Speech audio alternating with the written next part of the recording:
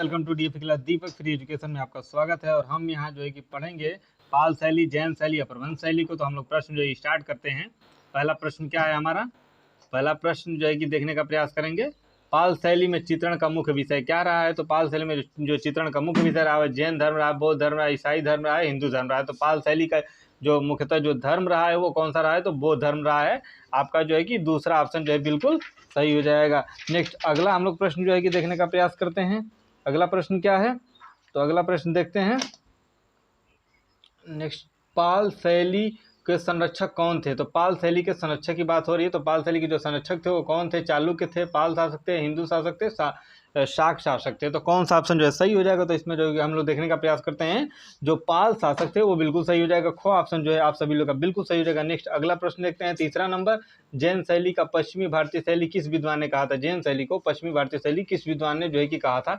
तो पहला है राय कृष्णदास, दूसरा ईवी हेवल, तीसरा है आनंद कुमार स्वामी और चौथा ऑप्शन जो है वो रविन्द्रनाथ टैगोर जी हैं। तो रविन्द्रनाथ टैगोर को जो है कि भारत रत्न भी मिल चुका है। तो ये आप लोग याद रखिएगा।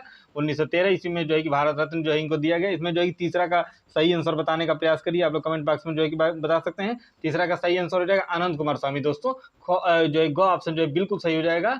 और ईवी हेवल जो थे वो लखनऊ ईवी हेवल जो थे वो बंगाल कॉलेज के प्राचार्य भी थे।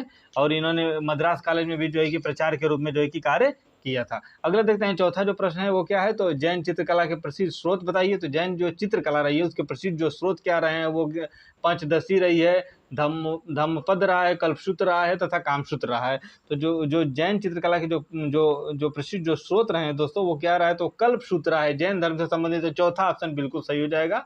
और ये बहुत महत्वपूर्ण है और यहाँ से कई बार जो है कि प्रश्न बने हुए हैं। तो इसको आप लोग बिल्कुल इग्नोर मत करिएगा। कल्पसूत्र संबंधित रहा है। तो कल्पसूत्र किससे संबंधित रहा है? तो हिंदू धर्म से संबंधित रहा है, बौद्ध धर्म से संबंधित रहा है, जैन धर्म से संबंधित रहा है, इनमें से कोई नहीं। तो अब देखते हैं इसमें जो कल्पसूत्र रहा है दोस्तों किससे संबंधित रहा है। तो प्रश्न संख्या है 5 और 5 का जो आंसर सही हो जाएगा आपका जो है जैन धर्म। वो तीसरा वाला ऑप्शन बिल्कुल सही हो जाएगा, जैन धर्म।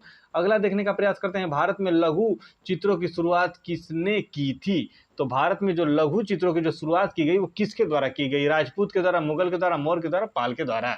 तो प्रश्न संख्या है 6 और 6वां जो है पाल शासकों के द्वारा जो है कि लघु चित्रण का जो है कि जो सर्वप्रथम जो है कि प्रयोग देखने को मिला। पूर्वी हिस्से में, भारत के जो पूर्वी हिस्से रहे इनमें जो है कि ये लघु चित्रों जो है कि ज्यादातर प्रचलित थे। अगला देखते हैं, सर्वप्रथम लघु चित्रण किस पर बनाए गए थे दोस्तों? तो जो लघु चित्र बनाए गए थे वो किस मतलब किस वस्तु पे बनाए गए थे? कागज पे बनाए गए थे, ताड़पत्र पे बनाए गए थे, वस्त्र पे बनाए गए थे, दीवार पे बनाए गए थे। तो हम लोग देखने का प्रयास करते हैं। प्रश्न संख्या 7 और 7 का आपका जो है कि जो भी लघु चित्र बनाए गए थे वो ताड़पत्र पर बनाए गए थे। खो ऑप्शन आप सभी लोग का बिल्कुल सही हो जाएगा।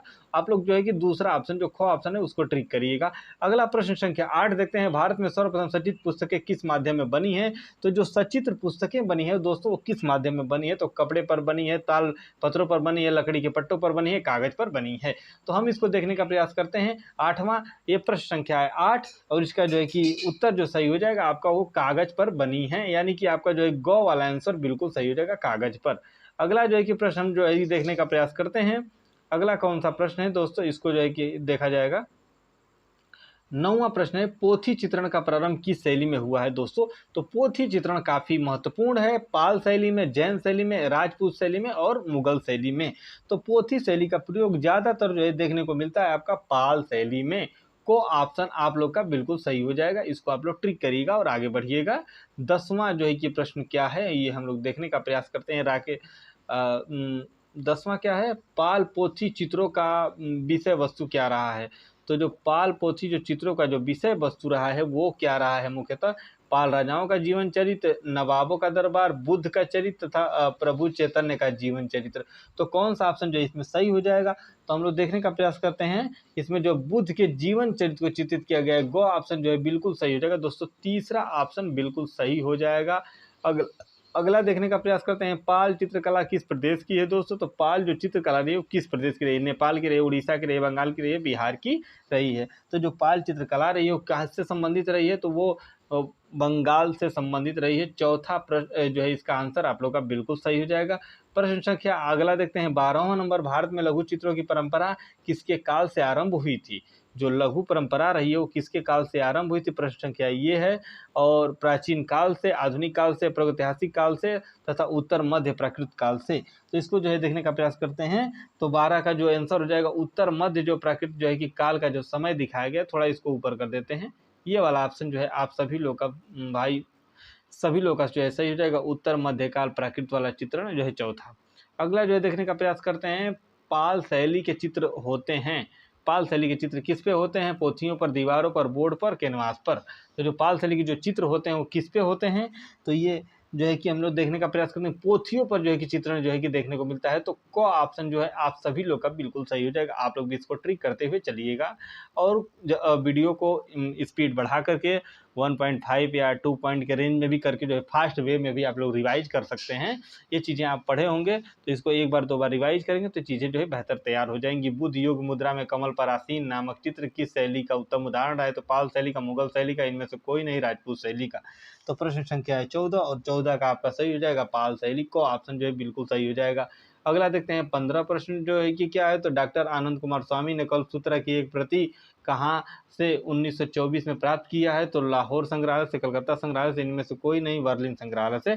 तो प्रश्न संख्या है 15 और 15 का आंसर सही हो जाएगा बर्लिन संग्रहालय से। तीसरा ऑप्शन जो है बिल्कुल सही हो जाएगा। जैन लघु चित्रों का प्रमुख विषय क्या था, तो जैन लघु चित्रों का जो प्रमुख विषय रहा है पशु पक्षी शासक तीर्थकर और उनकी जीवनी, इनमें से कोई नहीं। तो प्रश्न संख्या है 16 और 16 का जो है सही आंसर हो जाएगा आपका क्या हो जाएगा 16 का सही आंसर, तो तीसरा हो जाएगा तीर्थकर और उनकी जीवनी। तीसरा का गो ऑप्शन जो है आप सभी लोग का बिल्कुल सही हो जाएगा। अगला जो है देखने का प्रयास करते हैं, प्रश्न संख्या है 17। 17 को जो है कि हम लोग देखने का प्रयास करते हैं। तो विक्रमशिला महाविद्यालय की स्थापना किसने की, तो धर्मपाल ने, वित्तपाल ने, जयपाल ने, तो सूतपाल ने। तो विक्रम विश्वविद्यालय की जो स्थापना की गई है वो किसके द्वारा की गई है, तो वो है प्रश्न आपका हो जाएगा ये धर्मपाल के द्वारा जो है विक्रम विश्वविद्यालय की स्थापना की गई। को ऑप्शन जो है आप लोग का बिल्कुल सही हो जाएगा, इसको आप लोग याद रखिएगा। अगला देखते हैं प्रश्न संख्या 18। किस भारतीय चित्र शैली में मनुष्य के चेहरे का 3/4 भाग जो है आंकन किया गया है, 3/4 भाग जो है कि बनाया गया है, तो वो कौन सा काल है, तो पाल शैली, बीकानेर शैली, जैन शैली और गुलेर शैली। वो कौन सा जो है टाइम है या वह किस शैली के समय जो है कि जो मनुष्य के चेहरे का 3/4 भाग जो है कि बनाया गया है, प्रश्न ये है आपका। और जो है कि 18वां प्रश्न और इसका जो है सही हो जाएगा, जो मनुष्य के चेहरे का 3/4 भाग जो बनाया गया वो जैन शैली में बनाया गया है। तो आपका चौथा ऑप्शन जो है बिल्कुल सही हो जाएगा। अगला प्रश्न देखते हैं दोस्तों 19वां नंबर, जैन चित्र कागज पर कब बने हैं, तो जैन चित्र कागज पर 12वीं शताब्दी में, 13वीं शताब्दी में, 14वीं शताब्दी में, 15वीं शताब्दी में। तो जैन चित्र कागज पर कब बनाए गए हैं, तो इसको हम लोग देखने का प्रयास करते हैं। तो ये मुख्यतः 14वीं शताब्दी में बनाए गए, गो ऑप्शन बिल्कुल सही हो जाएगा। अगला देखते हैं 20वां नंबर, अपभ्रंश चित्रों का क्या विषय रहा है। अपभ्रंश चित्रों का जो विषय रहा है वो जैन रहा है, ब्राह्मण रहा है, बौद्ध रहा है, श्रृंगार रहा है। तो अपभ्रंश जो चित्रों का जो विषय रहा है दोस्तों वो हम लोग देखने का प्रयास करेंगे। तो जो विषय रहा है वो क्या रहा है, तो जैन रहा है। को ऑप्शन भाई आप सभी लोग का जो है कि बिल्कुल सही हो जाएगा। को 20 का क बिल्कुल सही हो जाएगा। अगला देखते हैं 21 नंबर, खिलौने की तरह पशु पक्षियों का अलंकरण किस शैली में हुआ है। तो खिलौने की तरह जो पशु पक्षियों का अलंकरण दिखाया गया है वो एक जो है कि आपका पहाड़ी शैली, अपभ्रंश शैली, मुगल शैली, राजपूत शैली। तो कौन सा ऑप्शन इसमें सही हो जाएगा, तो इसमें से जो है कि अपभ्रंश शैली सही हो जाएगा। इसको आप लोग बिल्कुल गांठ बांध दीजिएगा, ये प्रश्न आपके टीजीटी में आ सकता है, क्योंकि अपभ्रंश शैली में जो पशु पक्षियों का जो अलंकरण दिखाया गया वो काफ़ी महत्वपूर्ण रहा है। इसको आप लोग देख लीजिएगा। अगला हम लोग देखते हैं 22वां नंबर, जैन लघु चित्र की विशेषता क्या रही है। तो जैन लघु चित्रों की जो विशेषता देखने को मिलती है वो प्राकृत में पशु पक्षी चित्रण, परली आँख का दिखना, बौनी आकृतियाँ। तो प्रश्न संख्या है 22 और 22 का आपका जो है सही ऑप्शन रहेगा परली आँख का दिखना। गो ऑप्शन जो है बिल्कुल सही हो जाएगा। अगला देखते हैं जैन शैली के चित्रों की प्रधान विषय वस्तु क्या रही है। तो महावीर का जीवन चरित्र, महात्मा बुद्ध का चरित्र, राम का चरित्र तथा उपयुक्त सभी। तो प्रश्न संख्या 23 और 23 का जो सही आंसर हो जाएगा दोस्तों वो हो जाएगा महावीर का जीवन चरित्र। को ऑप्शन आप सभी लोग का जो है बिल्कुल सही हो जाएगा। को ऑप्शन को जो है आप लोग सेलेक्ट करिएगा। अगला हम लोग देखने का प्रयास करते हैं, परली आँख किस शैली के चित्रों की विशेषता रही है। तो मुगल शैली, पहाड़ी शैली, राजस्थानी शैली, अपभ्रंश शैली। तो परली आँख जो है किसकी विशेषता रही है, तो परली आँख विशेषता रही है दोस्तों। ये मुख्यतः जो है कि हम लोग देखने का प्रयास करते हैं। तो जो अपभ्रंश शैली की महत्वपूर्ण विशेषता रही है, आप जो है कि गो या तीसरा ऑप्शन को जो है कि ट्रिक करिएगा। प्रश्न संख्या जो है 24 देखने का प्रयास करते हैं, जैन धर्म के अनेक तीर्थकर किस